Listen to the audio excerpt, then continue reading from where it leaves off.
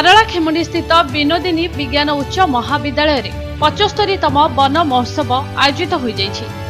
मुख्य अतिथि भावे विधायक रूपेश कुमार पाणिग्राही योगदान करथिबा बेले वन विभाग वन अधिकारी एवं महाविद्यालय अध्यक्ष उपस्थित थिले। विधायक श्री पाणिग्राही को महाविद्यालय छात्र छात्री माने भव्य स्वागत संबर्धना जणाइथिले। प्रथमे विधायक श्री पाणिग्राही वृक्षरोपण करी कार्यक्रम शुभारंभ करने सह मनुष्य तथा जीव जगत पई वृक्षर आवश्यकता एवं उपकारिता विषय तांका अभिभाषण रे कहिथिले।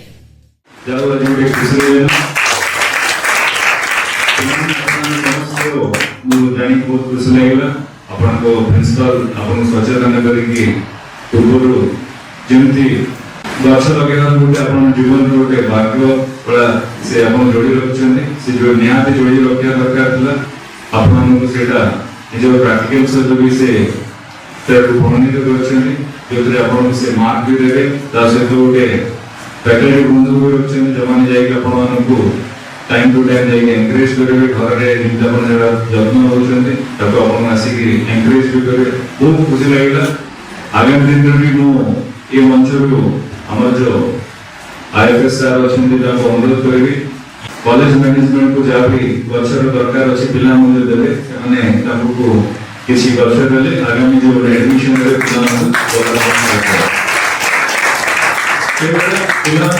दुनिया जो आप सब भल पाते हाँ ना मार्ग किसी ना माननीय प्रधानमंत्री श्री नरेंद्र मोदी जो हमको दायित्व देते सब आगामी पीढ़ी मान जो गछ लगे दायित्व जहाँ से निज माँ सहित जड़ित करने निज माँ स्मृति निज माँ इच्छा माँ सहित आपको जो गछ लगे गोटे दायित्व देते तो समस्त आम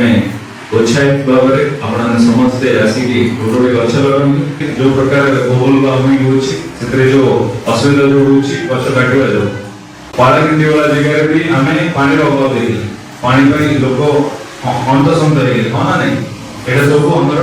गछ जो ग्लोबल वार्मिंग पूरा सप्ताह नहीं आम पूरा वर्ष सब जब भी सुविधा मिलू आम गछ लगे पचपन जगह सुंदर जिन कौन दिशो गोटे गछटी लगे गोटे माटी सुंदरता दिशो हाँ ना नहीं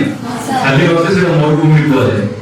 आम जो खुशी लगे अच्छी से माटी गछटे लगे अच्छी से दायित्व आज आम ना गछ खाली आमको ऑक्सीजन मेडिसिन सब प्रकार दूसरी से नहीं आमको पशु पक्षी समस्त भी आज आश्रय होची गछ से आपने समझ जाइछन किंतु ग्लोबल वार्मिंग होची आज सब बहुत बिगेस्ट इश्यू तापे थरे के हमको कहीं माने आमे तो ये सुंदर परिवेश को अनुभव कर किंतु आगामी पीढ़ी जब अनुभव करेगा आमे तो किसी दायित्व काम करेगा ना नहीं।